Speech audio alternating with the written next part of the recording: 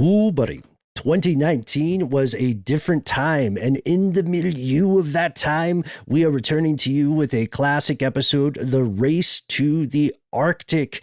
For a long time, even now, technically, the Arctic has been one of those inaccessible regions of the world map. It's a why would you go there kind of place. Yeah, but there are a lot of countries that have territory that head right up into the old Arctic. So there are reasons to be up there, right? You got to defend your space. You got to make sure nobody else is coming up onto your lands and waters even. And your underwater lands. Oh, right. Because when we were looking at this, the writing was already on the wall. There was something already in the wind. As the ice in the North Pole evaporates, we're looking at the possibility of enormously profitable trade routes, billions upon billions of dollars of freight transit, but also untold billions of dollars of previously inaccessible resources. Ooh, it's the raw stuff up there. Watch out. Watch out. People will do terrible things to get those sweet, sweet resources. True story. Yeah. And when you tune into this one, folks, please reach out to us because we want to know your thoughts. Who will control the Arctic? From UFOs to psychic powers and government conspiracies, history is riddled with unexplained events. You can turn back now or learn the stuff they don't want you to know.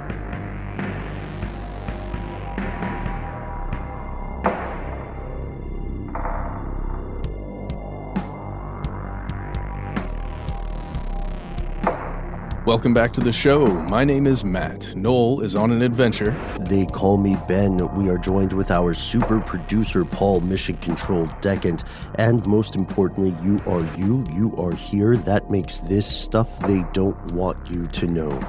On a previous episode, Matt, we opened the show, you and I, asking each other where we would travel if we could travel anywhere in the world. Yes. And we don't talk about it too explicitly on the air here, but whether for work or for other endeavors, we end up traveling, like as a group and as individuals, more often than not. You know what I mean?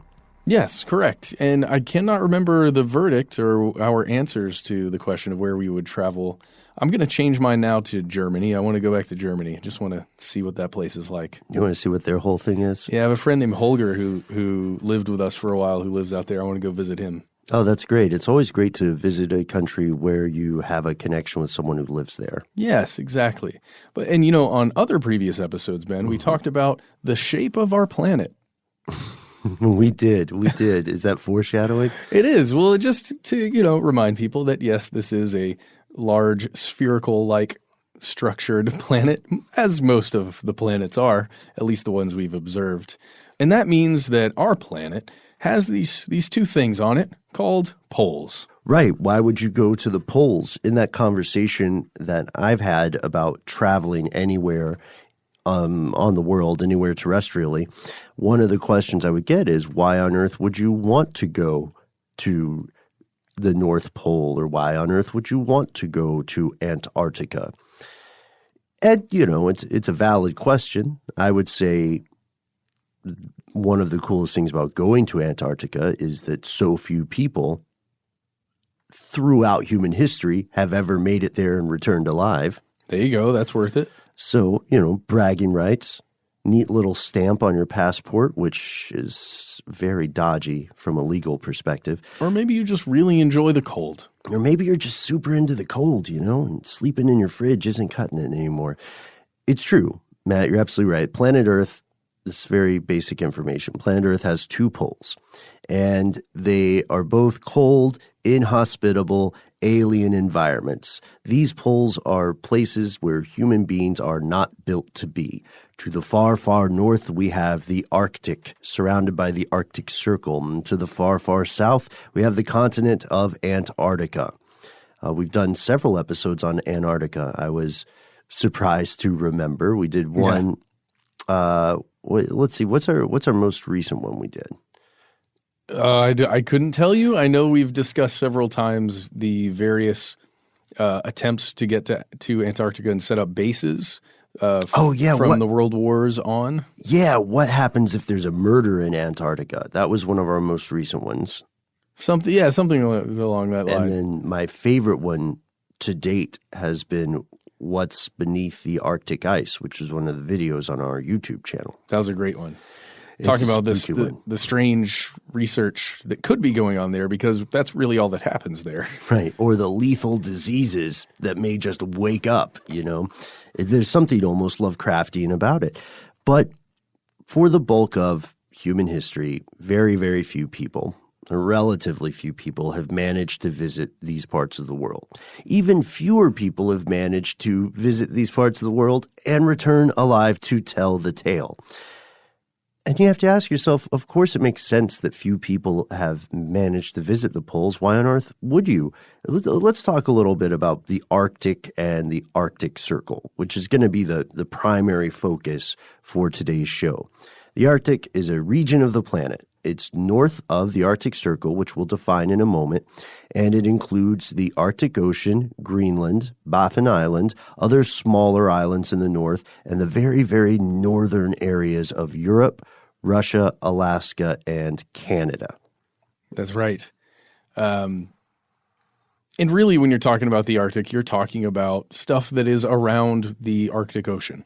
So there are several seas that are up there along the Russian coast and several other like bodies of water, but it's really the Arctic Ocean up there. And, you know, there are really 5 nations that you're talking about. If you're talking about the Arctic powers or the Arctic countries, the controlling powers up there, you've got Russia, the United States with Alaska, Norway, Denmark and / Greenland, and Canada. These are the people or the powers you're talking about when you're going to be discussing maybe land rights and usage rights of that area. And that's by the narrowest definition of the Arctic as a whole. Yes. Just top the down. Arctic Ocean and the 5 closest nations around it. Yes. The region has also been defined as the area above the Arctic Circle. And in Russia, this area is referred to as something that translates to the high north.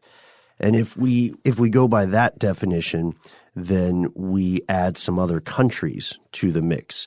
Iceland, Sweden, and Finland also become Arctic powers, even though they don't have a coast on the Arctic Ocean.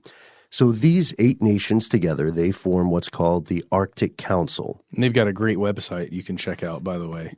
They do. The Arctic Council, it's arctic-council.org. What makes the website great, Matt? It's very difficult to read because of the color choices that they've made. But it's got a lot of cool information in there. And I don't know, just check it out if you're interested in exactly what that is. Mm-hmm. And when we talk about the poles, one thing that makes the Arctic Circle very, very different from Antarctica is that this is pretty populated. I mean, sparsely populated, but pretty populated. There are about 4 million people who live there. Of those 4 million people, about half are Russian. And this is still the case despite the fact that living in the high north of Russia is a rough life, and the area has been losing population for the last several decades. So we've mentioned the Arctic Circle. What is that?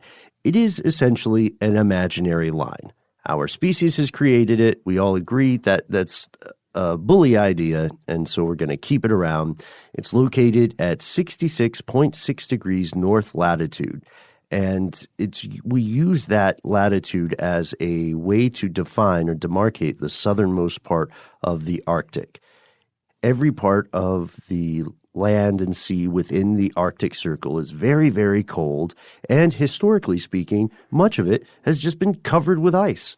In addition to the temperature, just the regular weather sucks too. Yeah, it really does. If you see a picture of the Arctic Circle, why it's called the Arctic Circle is because that latitude makes this really nice circle there, and the ice is the defining factor that Ben is talking about here. If you're looking at an image of it, from the top down. It's a rough place. So in the midwinter months in this area, the sun never really rises at all. It just doesn't. You just don't have sun, essentially, and temperatures stay very, very low because of that, and then they reach massive lows to about negative 50 degrees Fahrenheit at the higher latitudes in this region, because you do have varying latitudes there. And then in the summer months, like if you go a little bit further south, you get 24 hours of sunlight a day.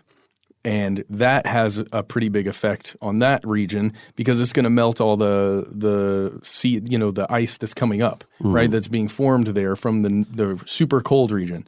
And this is one of the main reasons that icebergs end up breaking off from this like frozen northern area and then floating south. And this right here is one of the big things we're going to talk about later when it comes to the economics of this region and some of the reasons powers are fighting to control this region, because this ice, as it's melting from the north and goes south, it's very difficult to get ships through there. Mm-hmm. And these crushing temperatures, just to put this in perspective for everybody outside of the United States, Myanmar, and Namibia. Sure. Negative 50 degrees Fahrenheit is negative 45.5 degrees Celsius. So I hope that some of us listening were like, negative 50, that's cold, but what is that? And I hope that really impacted you. We brought it over to Celsius. Here are freezing temperatures where my hand is around my chest, and down there near the floor is where negative 50 is. Yes, yeah, that's great. You're absolutely right. The icebergs breaking off, the rogue ice floating around. I call it rogue, but really humans are the rogue element here. This stuff makes it very difficult and dangerous to move ships through, to move vessels across the water, or it has historically. That has not stopped people from living in the Arctic Circle. This is not new territory. This is not a brand new suburb. People have lived there for thousands and thousands of years. If we wanted to ballpark, we could say the earliest people were around 9,000 years ago. It's an ancient land. And while they've lived there, it hasn't been easy to do so. It turned out that despite the thousands of years of human civilization, admittedly sparse human civilization, but human civilization nonetheless, no one actually reached the northernmost point. No one reached the North Pole until the beginning of the 20th century, as far as we know officially. In 1909, a guy named Robert E. Peary became the first documented human being to physically reach the North Pole. Again, this brutal part of the world, he was not by any means the first guy to try it. He was just the first to make it that we know of. That's right. And and when we say that's what we know, it's because this guy, Robert E. Peary,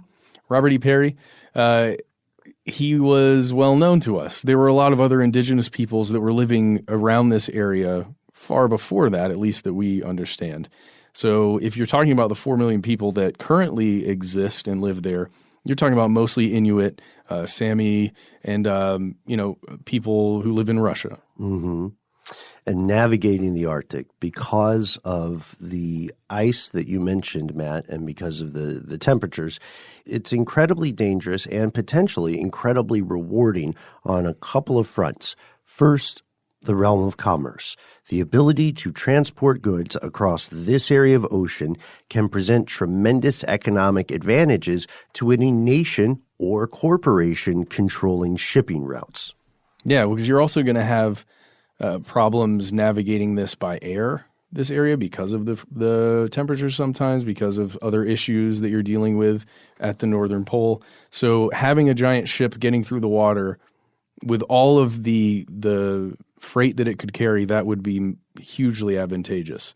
The other problem here is the realm of military might, because if you could, let's say you're Russia and you already have roughly 50% of the surrounding landmass of the Arctic Circle, if you can move forward and fully navigate the entire Arctic Ocean well and easily, then it really changes something that we've mentioned before over here called force projection, which is just having the ability to have a ship with weapons on it wherever you want it to be at any time. And up until recently, the presence of all that ice made both of these goals thought exercises. You know what I mean? Hopes. Hypothetical scenarios. Yeah. Not attainable things. And let's take a brief side trip all the way down south to Antarctica, just to mention it, because a lot of these things will apply to Antarctica as well. Southernmost continent on Earth. It's the least populous, surprise, surprise, by far. That's because it's also the possessor of several superlatives. It is not only the driest place in the world, it is also the coldest place in the world, and, sorry, Chicago, the windiest place in the world. It's not a country. It has no government. There is no native population. The entire continent is set aside for now as a scientific preserve. But that hasn't stopped countries from laying territorial claims. Britain, France, Norway, Australia, New Zealand, Chile, and Argentina have all laid claims. The Nazi Party, or Germany, did as well during World War II. Military activity is banned on this continent, and it's also illegal to prospect for minerals or oil. 50 different nations, including Russia, China, and the U.S., have agreed with this Antarctic treaty, but everybody's all about bending the rules, especially as it gets easier and easier to find stuff there. So that's how it stands now. We're going to spend most of our time on the Arctic today, but it's important to note that some of the same concerns that apply to the North Pole apply, or at least will apply, to the South Pole. And the big question is, what happens when all this changes? So yeah, we've really been just looking at the background for a lot of this stuff. But what happens when some of the ice melts, when it gets a little warmer, when some of these things that were just thought bubbles in someone's head in a situation room become an actual actionable plan? That's what we're looking at today. Right. We've explored a bit of the history. We've taken a brief look at the present-day situation, yet we are living in a time rife with Malcolm Gladwell-esque tipping points. They're dangling, looming, capering, swinging wildly on the horizon. Yes, sure, the climate in these areas is changing, but the economic, geopolitical, and military landscapes are changing as well.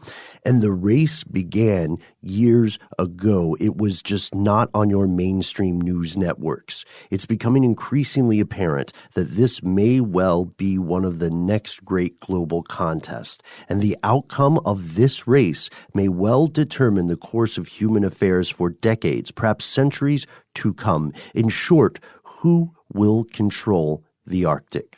And we'll get to that right after a word from our sponsor.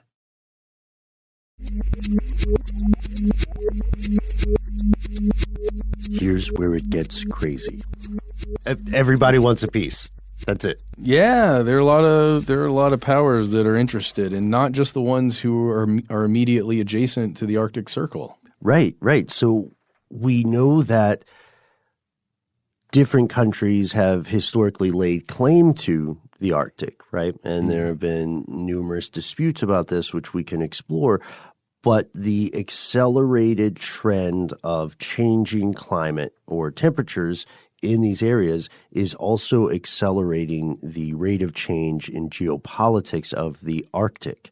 So yeah, if we want to take a quick look at the National Oceanic and Atmospheric Administration's 2018 report card, specifically the Arctic report card, you can find that at arctic.noaa.gov if you want to follow along here. But in their highlights, they're talking about surface air temperatures in the Arctic. They've continued to warm at twice the rate relative to the rest of the globe, which is troubling. The air temperatures there for the past 5 years have exceeded all previous records since 1900. And there's a whole bunch of other stuff in here that you can look at, specifically talking about sea ice.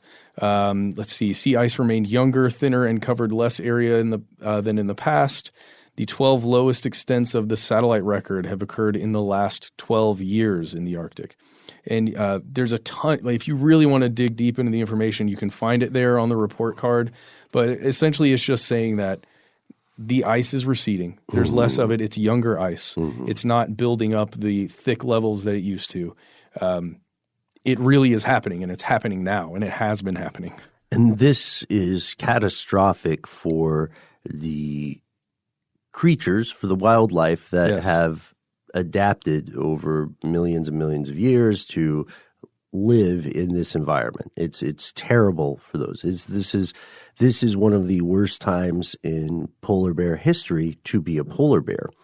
However, for humans, in the short term, if we look at the checkers game rather than the chess game, it could be a bonanza, a cavalcade of money to be made, assuming that we still practice the economic ideology of money in the near future, which we probably will because we're not a super creative species.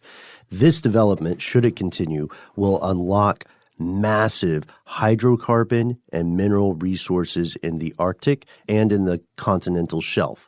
This could also, at the same time, make a year-round northern sea route practical via two ways, Russia's Northeast Passage or Canada's Northwest Passage. And the reason this is important is because it could cut transit time to ship from somewhere in East Asia to Europe or North America's East Coast by 30%, which may not sound like a lot, but it's huge. Oh, yeah, it's huge. Like if you ever get a check and taxes are 30% of that, you'll really feel it. Yeah. Well, yes. And then, and as we're thinking about this, it's not, we mentioned Canada's Northwest Passage and Russia's Northeast Passage. Mm-hmm. It's not just those countries, those nations that would be using those passages.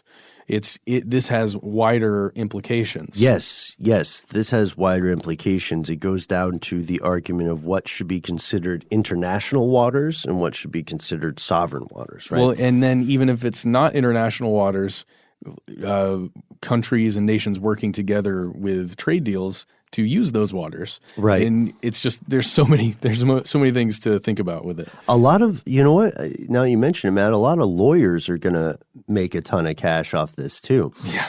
So the thing is that this could economically be very good for a ton of nations and a ton of people throughout the world, depending on how it's played out.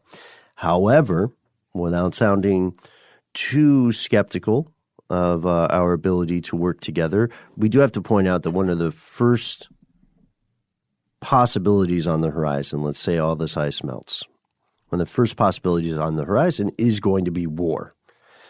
Or at least the threat of war, right? The posturing. Well, let's call it, posturing, rivalry, brinksmanship, whatever you want to call it. You know what? Why don't we call it Russia and America 2? Oh, God. Electric Arctic Boogaloo. Okay. That's great. Oh, yeah. Well, if you're listening and you're in the UN, please feel free to use that. Just credit our show. The disappearance of ice in the Arctic immediately changes the status quo for Russia and the United States in the following ways, in ways that are very, very good for the Federated States of Russia.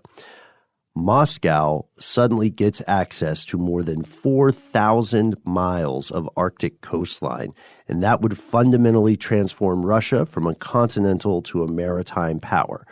Russia would have access to all-weather bases and immediately start constructing them, by the way. Yeah, it would be a no-brainer to do that. It would be ridiculous not to do it. This also creates security risk along Russia's northern border, Alaska and Russia being very close together. And previously, these concerns just didn't apply. They were not applicable because of the area's harsh climate. It's just too much of a pain to do stuff there.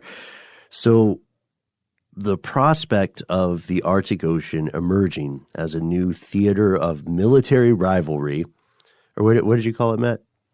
Naughty boats. Yes. Playing tag? I don't know. Of naughty boat tag. There we go. That's a way to explain war to kids. Of naughty boat tag. This prospect is being taken very, very seriously, not by just the U.S., but by NATO, by Moscow, of course, and they're trying to figure out how they're going to sort this out without entering into what's called a hot war. Yeah, where stuff is actually fired. Right. Well, so where stuff is actually fired from one puppet master to the other puppet master. Yeah. So like a proxy war is occurring in Syria. That's where the hands go out and manipulate the other things. Right. And then they fire at each other. Exactly. Proxy wars in Afghanistan, proxy wars like in Southeast Asia. These things happen, but this presents a situation where it could possibly be a genuine military conflict, the likes of which we haven't seen since World War II. And just if you wanted to have an example of how important naval bases are to the Russian Federation of States, is that how to say it? To Russia, you can look to several years ago in Ukraine and Crimea and the handling of some of the shipping and naval bases that were so important in that region to the country and the actions that were taken to make sure those were secured. Just if you want to take those as examples, you can understand how important this stuff is, especially if then you multiply it by the scale that it would be in the Arctic. Absolutely. Absolutely. That's an excellent example. And Crimea itself it was sad to see that drop out of the news cycle because the story of Crimea itself is fascinating. And it doesn't start, just a few years ago when Russia invaded, or excuse me, when patriots located in Crimea, guys with balaclavas, right? Yeah. Anyway, there are people, some of us listening are saying, "All right, guys, that's a little alarmist. You going Cold War on us? You're going Cold War. You're going hot war on us." You're going World War III on us because that's what you essentially implied, right? The problem is that now we are not talking about two nations fighting over a border. And we have not been talking about that sort of thing in world politics and world militaries for decades. Everybody is crewed up now. Yes. Every country is in some sort of gang to one degree or another. And a war with a European country who's a member of NATO means that you're beefing with all of NATO. Yeah. And if you are starting to fight with Russia, you're starting to fight with all of Russia's buddies as well. And now that this previously inaccessible part of the world may be up for grabs, everybody wants a piece. We talked about the Arctic Council, those 5 to 8 nations. So that's Canada, the Kingdom of Denmark, Finland, Iceland, Norway, the Russian Federation, Sweden, and the U.S. But again, when we say everybody wants a piece, we mean picture that Gary Oldman gif, everyone or everything, right? Yeah. China, Japan, and South Korea all also want to be involved in Arctic affairs. And China is the PRC, People's Republic of China, is the biggest player in this game, or at least the most visible about it. China recently declared itself to be a, quote, near Arctic state, which is weird. Yeah. Which is weird because if you look at the scale of I'll be a jerk about it. If you look at the scale of the solar system, every state is a near Arctic state. Okay. Or it's like what is not a near Arctic state? Is Uganda or the Bahamas, are those not near Arctic states? Sure, arguably, right? But that's a very relative term. Yeah. You know what I mean? You could be like a little north or south of the equator and then call yourself a near Antarctic state because you're closer slightly to Antarctica. There you go. I don't know. I think it's slippery semantics, but they say they're a near Arctic state. And in January 2018, they unveiled their plans for a polar silk route, announcing that the country of China is an important stakeholder in Arctic affairs. I would agree with that because of just the sheer volume of stuff shipping to and from that country. Yes, and that's exactly what they're interested in. They want to be able to ship everything through there and save that 30%, or however much they would end up saving shipping things. And since 2013, they've had observer status in the Arctic Council because they've kind of seen this on the horizon, on the both climate horizon as well as the geopolitical horizon. So it's just something to keep your eye on for sure. Right. And they've been building influence in this area for, as you said, Matt, for some time. But the issue here goes into the question of how closely trade and military action may or may not be related. And when we talked about deals, like it's not just those countries with the Northeast and the Northwest Passage, it's people making deals with those countries. And to this effect, Beijing was talking specifically with Canada and Russia to work out some kind of free trade agreement with both of these countries, with some of the Scandinavian nations that are up there, to, for China essentially to infuse money into some of the bigger projects that are happening in those areas. Specifically, there's one called the Yamal LNG project which has to do with natural gas and oil capturing through Russia. Mm-hmm. And there are other projects in the U.S. and Alaska that are doing, pretty much the same thing, and as well as Canada. And it's China, like you said, Ben, trying to have its seat at the table to get in on the ground floor with these projects as investors to then have a stake in other parts of it. Right. If the legal framework of geopolitics won't work, then surely the financial framework of who owes whom money will deliver, right? There you go. And let's real quick on the timeline here. According to NASA, global climate models predict the Arctic will be ice-free during the summer months by the middle of this century. Wow. So by 2050. And that's very much a ballpark. That could mean anywhere from 2040 to 2055, So it's so weird with timescales because it feels so long term, and yet that is fully short term to 2050. Yeah. That is not long at all. Hey man, you'll probably be here. I don't know. Maybe you should go ahead and book your tickets now. My cruise? For your Arctic cruise. You can take it on a Chinese icebreaker, perhaps. The Snow Dragon 2 and the Snow Dragon 1 have already been created, and there's an expedition scheduled for the first half of 2019. This is happening in a zero-sum environment. To be absolutely clear, what that means is that there's a finite amount of power, there's a finite amount of territory, and there's a finite amount of resource to be extracted. But there are a lot of resources that we'll get into. Right. The economy of this region could exceed $450 billion US. But we're bringing up just that point because the government of China has been quick to capitalize on what they see as lack of expertise and interest from the U.S., from Uncle Sam, from Washington, D.C. And that's not related to any particular administration. These are big boy rules. We're talking about the way other countries look at each other. But Realpolitik tells us other countries only care about what's happening domestically in a different country if it will help their bottom line or give them an opportunity to acquire more power and influence on the global stage. Can I use this?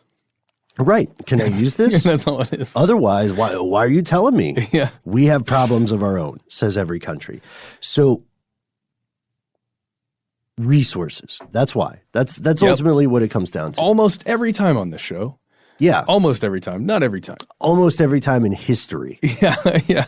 It's resources. It might be dressed up as values or interest or national security or someone's religion gets us in a stink or whatever. But really, ultimately, that's all window dressing. It's all a nice side of ketchup to the actual fries, which are resources. So yes, there are tremendous shipping and military force projection advantages to controlling the Arctic. But why are those important? Because it boils down to what can you get from there and what can you move across there? That's it. So resources. But why are they so important? Let's get into that right after a quick word from our sponsor.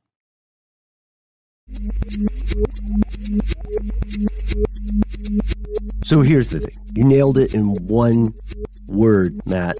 Resources. Every conflict is about resources, right? We've said this before. We don't just mean it in post-World War II. We don't just mean it in terms of like Russia grabbing Crimea or something. Yeah. We mean throughout human history, throughout the span of our civilization, virtually every large-scale conflict has been about resources. Now, it'll be dressed up. You know, there will be some window dressing, especially in democracies, right? They'll be like, oh, it's our values, right? Yeah. Or it's what's another one? It's it presents a national security risk. There we go. Or if you go a little further back, these people's religion is bad to us. Yeah. That lumber that's all over there, that has nothing to do with it. That control of the bay has nothing to do with it. The ability to send things down this river because, don't worry about that. Catholicism bad. And of course, religious and racial discrimination is a real thing. It's also an avenue to justify taking stuff from people. It's a lever you can pull. It's very much war is very much a stuff-oriented thing. Are we too cynical, or is this? I mean, this feels so real to me, and I've seen it happen so many times throughout history.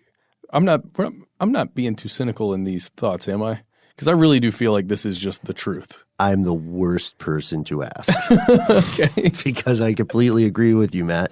I mean, okay, so yes, it's true. There are tremendous shipping and military force projection advantages to having control over all or some of the Arctic, especially those shipping routes. But why are they important? Why? It's not bragging rights.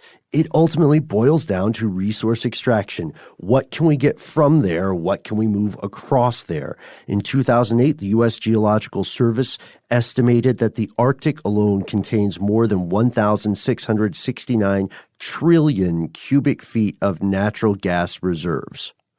OMG.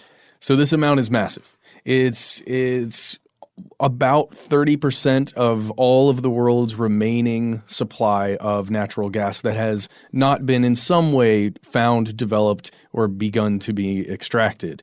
This is that number is almost 4 times the entire United States reserves that exist right now. And that this number also does not include what are called methane hydrates on the seabed, which can also be converted to a very valuable resource. The addition of this stuff, if it ever becomes cost effective to extract it, which is a big deal here, which is a huge deal, could boost potential reserves exponentially. In addition, there are probably around 44 billion barrels of natural gas, liquids, and 90 billion barrels of oil. That's about 13% of the undeveloped oil reserves on the planet in one place. The Geological Service estimates that 84% of the Arctic's hydrocarbons are offshore. 60% of the Arctic oil is in Russian territory. And not just in the territory that the Russian government thinks belongs to it, which is different, but in the territory that everybody sort of agrees belongs to it. So according to their surveys, the Russian surveys, more than 90% of the hydrocarbon reserves are located in the Arctic zone of the Siberian continental shelf. And without going into the weeds too much, this is a commercial powder keg. This could guarantee Russia's seat at the table. One of the criticisms that you'll hear about Russia pretty often is that Russia is pretending to be a world power or a superpower. It's got a lot of domestic problems. As we all do. Again, most other world leaders care about that to the point that it might present an opportunity for them. Mm-hmm. But otherwise, it's like, not my job, not my problem. Sure. And so the criticism that you'll hear about Russia is that they have 2 things that give them a seat at the table: a nuclear arsenal and gas reserves. Okay. Hydrocarbon reserves. So if they were able to exponentially increase the amount of stuff that they control in a hydrocarbon economy, then they also increase their prominence and importance and influence in world affairs. You know, there were times a few years back, not so long ago in recent history while we were alive, when Russia could literally just turn off the gas supply to a large swath of Europe, just if they wanted to. Just, you know, like fun. Like, what else are you doing on a Friday? That's power. That is power. That is power. It's not clear, however, yet whether these reserves whether it makes sense to get them right now, as of now. Well, yeah, that's the whole thing. It's building the infrastructure and having the technology to be able to extract that stuff from the depths where it exists in those cold temperatures and all the other factors. Even if it begins melting, it would be a tremendous achievement to be able to get that. And it would cost so much money, which is one of the biggest problems here. There's this thing called the International Energy Agency, or the IEA. We love to read those.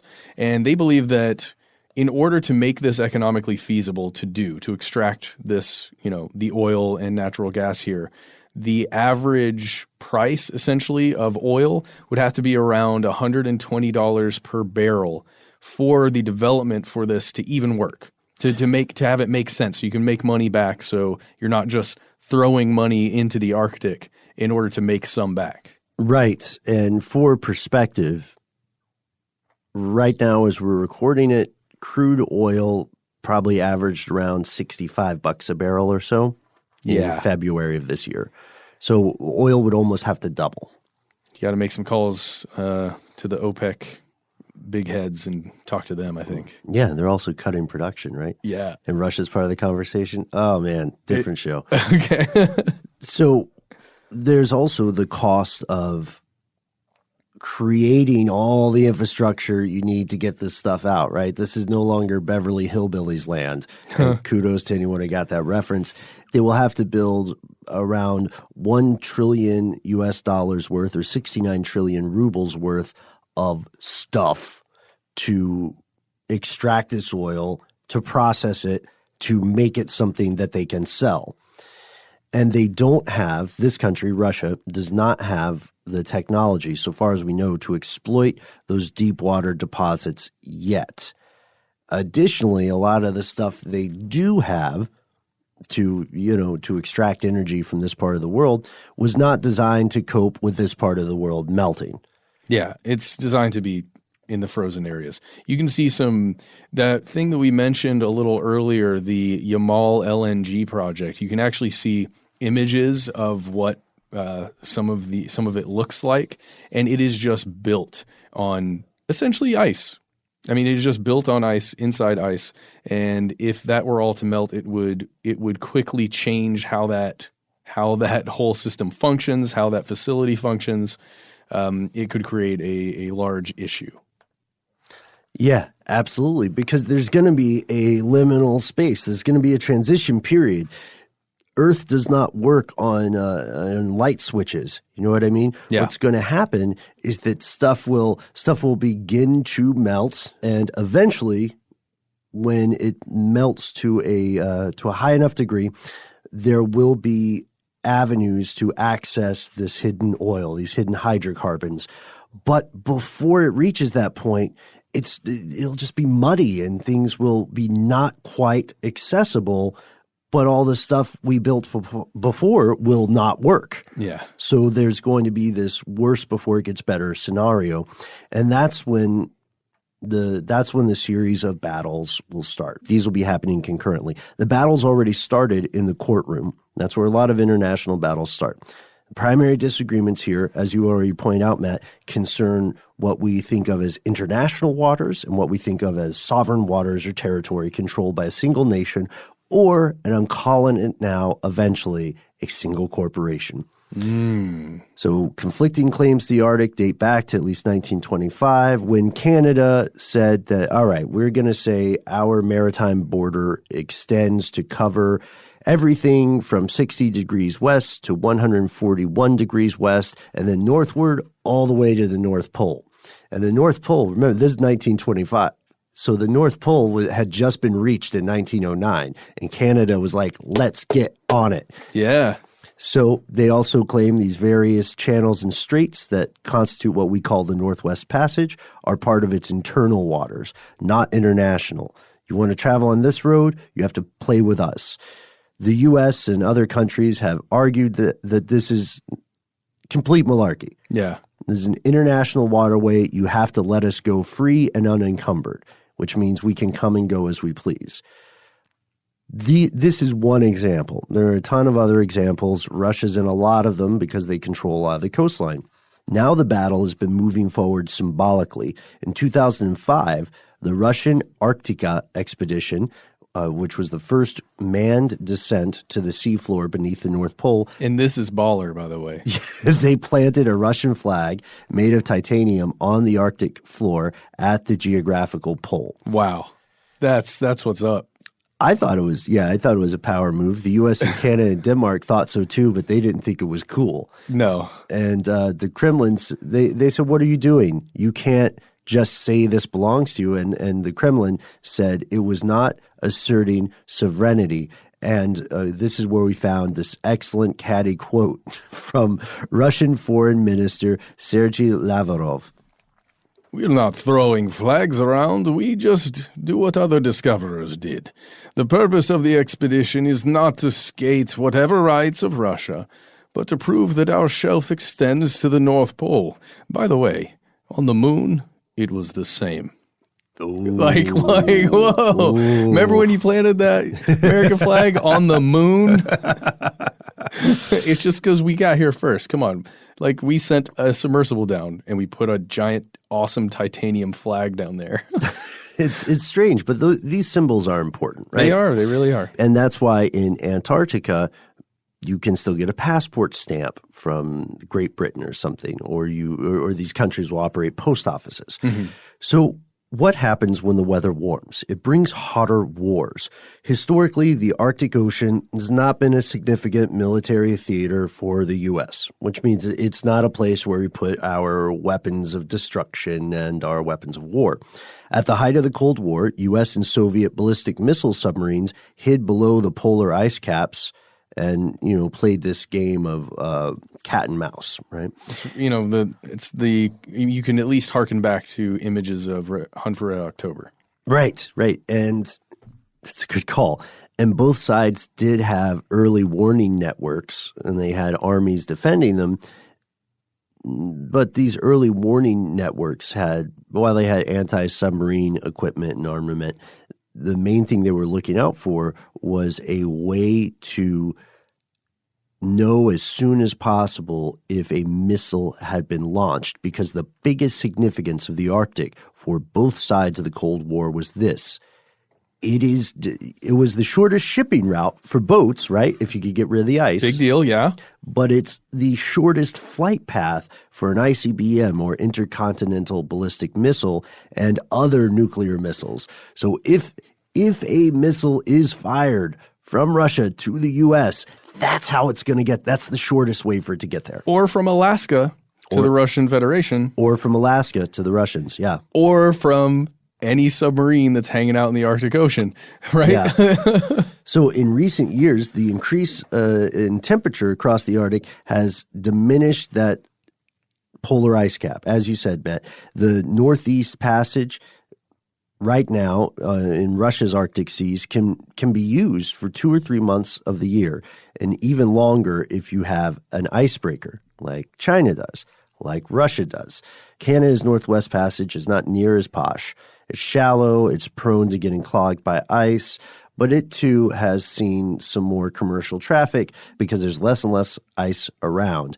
And now the Arctic Ocean, because of this warming, is emerging as the next place where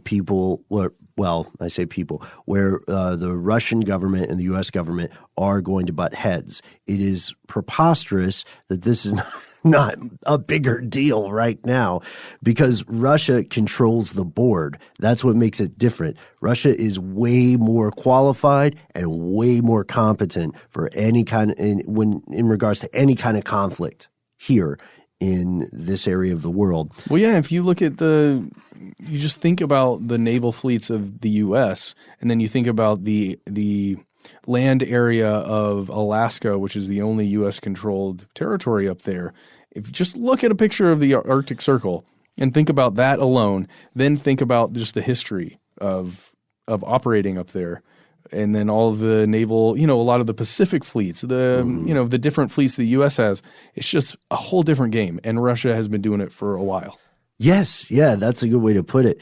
According to Andrew Holland, who is CEO of the American Security Project, the Arctic is the only theater of operations where the U.S. Navy is outclassed by a peer competitor.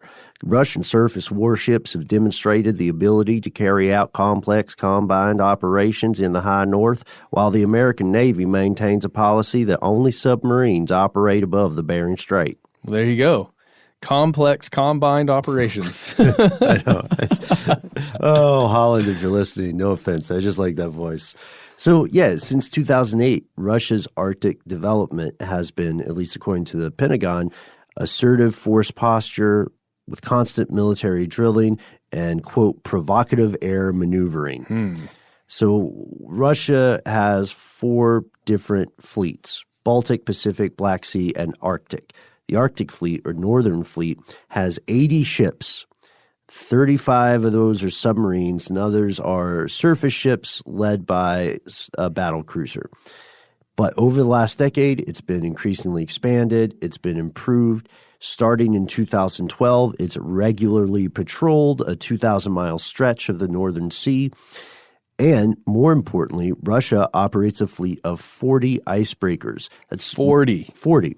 More icebreakers than the rest of the world icebreaker fleet combined. Sounds familiar to the U.S. when you just think about defense spending and that kind of thing, and how aircraft carriers. Yeah, exactly. Yeah. But then, well, we do have icebreakers. We have 3.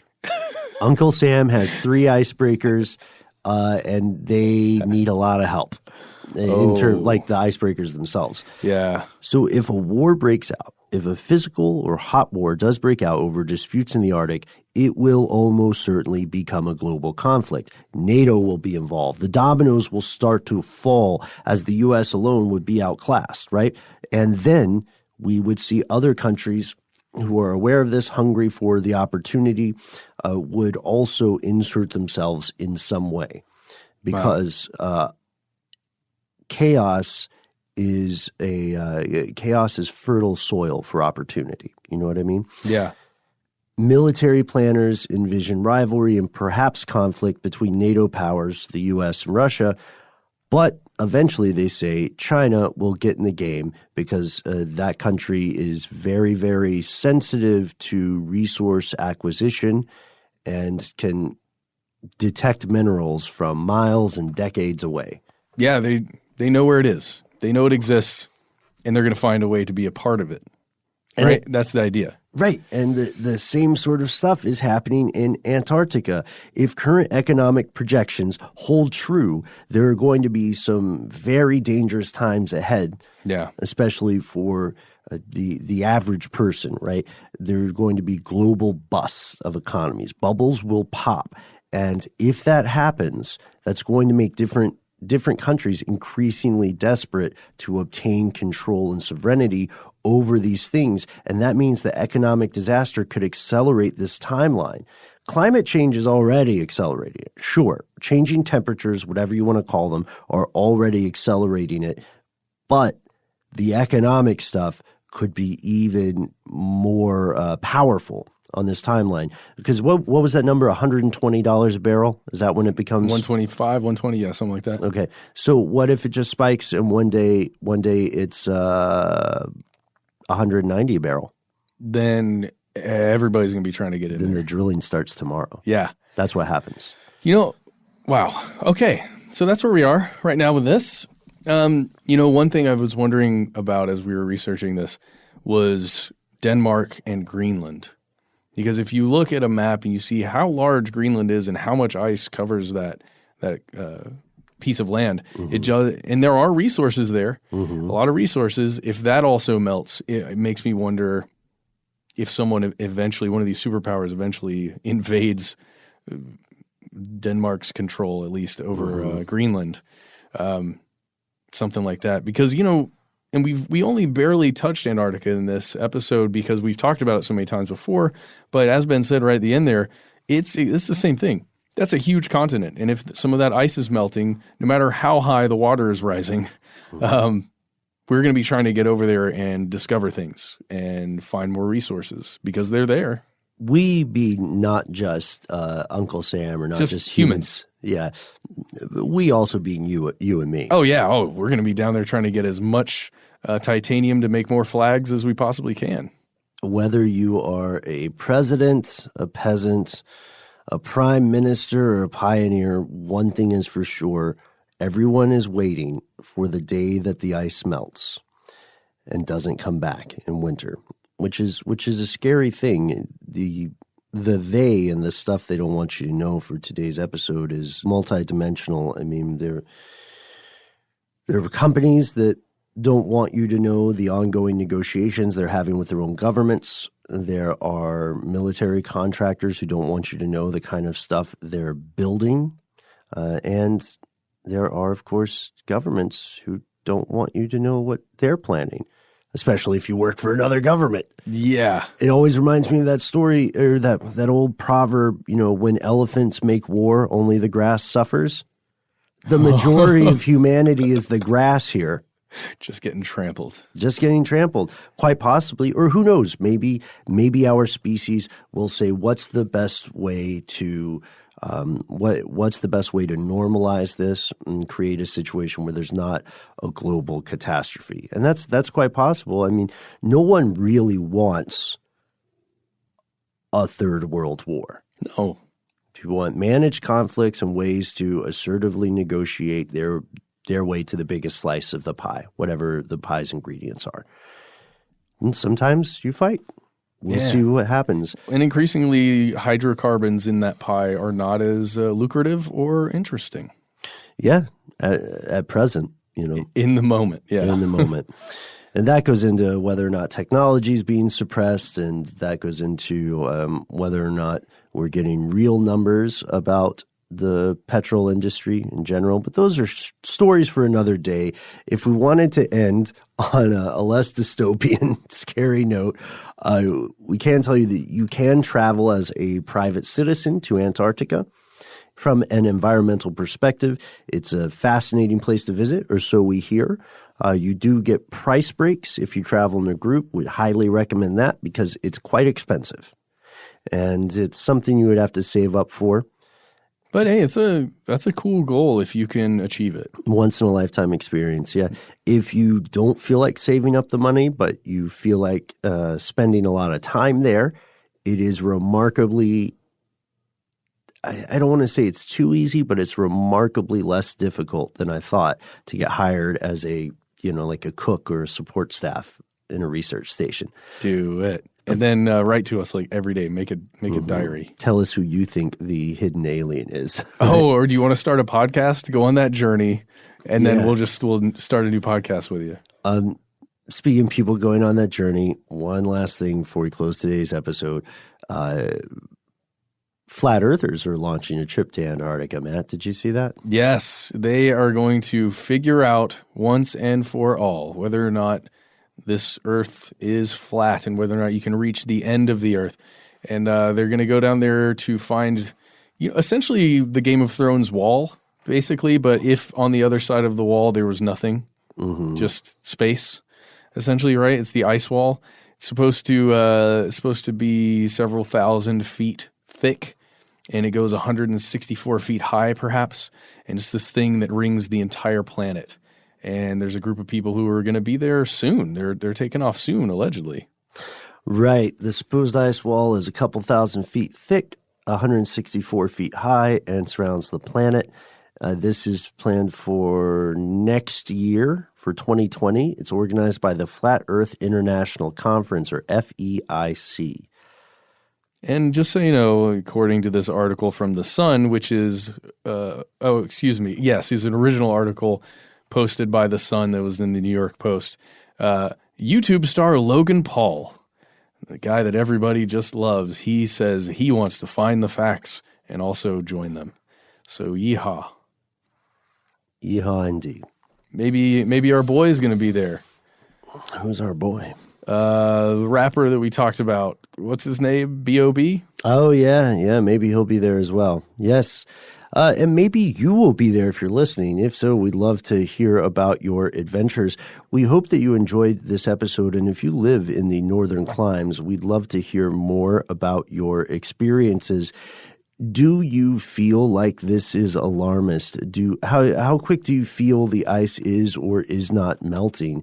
And how do you see things changing in a world without northern ice? Let us know. You can and that's our classic episode for this evening. We can't wait to hear your thoughts. We try to be easy to find online. Find us at the handle Conspiracy Stuff, where we exist on Facebook, X, and YouTube. On Instagram and TikTok, we're Conspiracy Stuff Show. Call our number. It's 1-833-STDWYTK. Leave a voicemail. And if you have more to say, we can't wait to hear from you at our good old-fashioned email address, where we are conspiracy@iHeartRadio.com. Stuff They Don't Want You to Know is a production of iHeartRadio. For more podcasts from iHeartRadio, visit the iHeartRadio app, Apple Podcasts, or wherever you listen to your favorite shows.